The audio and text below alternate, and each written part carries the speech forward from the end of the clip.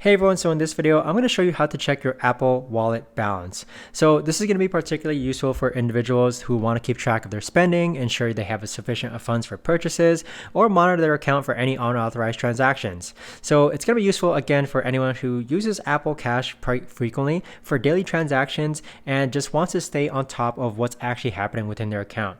So make sure to stick around just because this video is going to be short, sweet, and to the point, and so let's go ahead and get started.